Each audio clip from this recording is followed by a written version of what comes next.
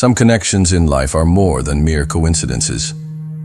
In a world ruled by divine wisdom, where every moment is crafted by the will of Allah, certain relationships are woven into the very fabric of our destiny. These are the connections that transcend time, space, and logic, silent yet powerful reminders that Qadar, divine decree, is always at work. Some connections aren't random. Not every encounter is accidental.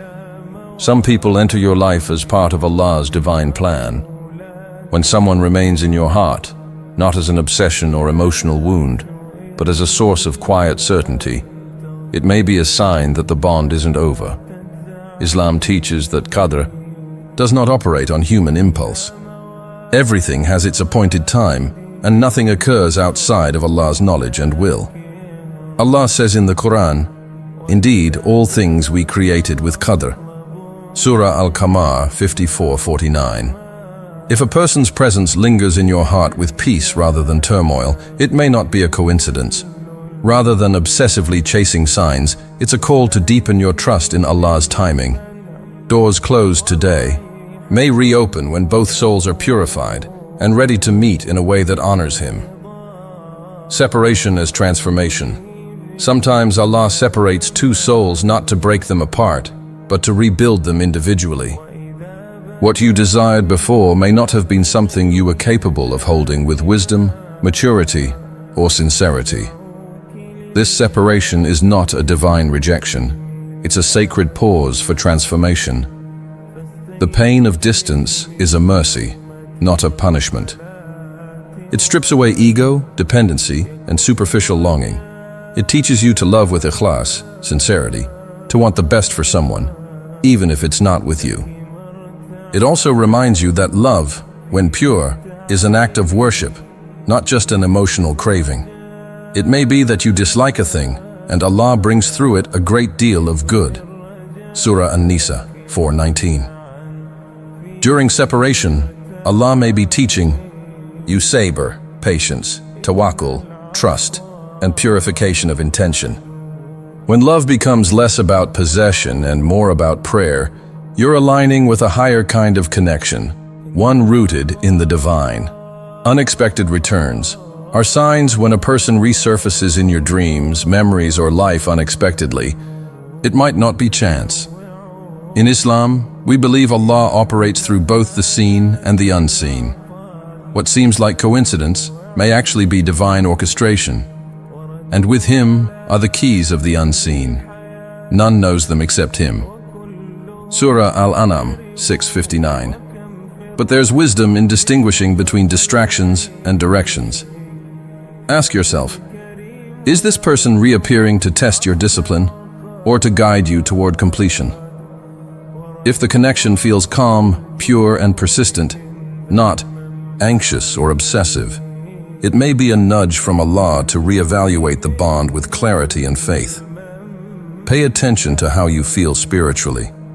Is your heart becoming more God-conscious through this connection? Are you being drawn to the halal path or the haram? These are not just emotional clues, they're spiritual compasses. What's meant for you won't miss you. Fear of loss is natural, but in the realm of divine decree, nothing truly written for you can be taken away. If Allah has written a bond in your Qadar, no force on earth can sever it permanently, not distance, silence, or even time. What befalls you could not have missed you, and what missed you could not have befallen you. Prophet Muhammad, Tirmidhi. This doesn't mean you should passively wait. Rather, it's a call to trust, not chase. Let your actions reflect reliance, not desperation. What's yours by divine will return at the right time, in the right way. Don't force doors that Allah has temporarily closed. Sometimes, a connection needs time apart to develop the spiritual maturity required for a lasting reunion. Rushing it may damage what was meant to be preserved. Love as worship in Islam. Love is sacred when it aligns with halal boundaries. Love isn't merely an emotional rush. It's a form of faith when practiced with discipline and sincerity. Permissible. Love includes halal intentions, loving for Allah's pleasure, not ego or desire. Self-restraint, guarding your eyes, your words, and your actions.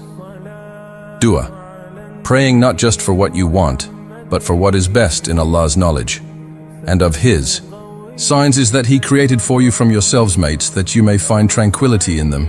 Surah Ar-Rum 30:21. If Allah keeps this person in your heart long after the world expects you to move on, consider the possibility that He is preparing you, not just for love, but for a type of love that draws you closer to Him.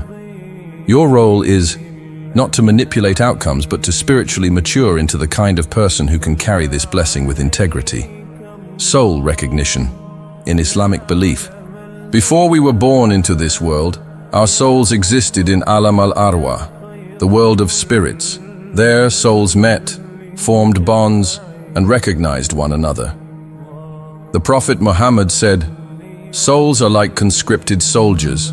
Those that recognize one another will come together, and those that do not will part."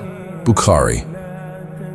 When you meet someone in this world and feel a deep, inexplicable comfort and familiarity with them, it might be the echo of that pre-world connection. That peace you feel isn't fantasy. It's a spiritual memory. This type of soul recognition doesn't always mean romance.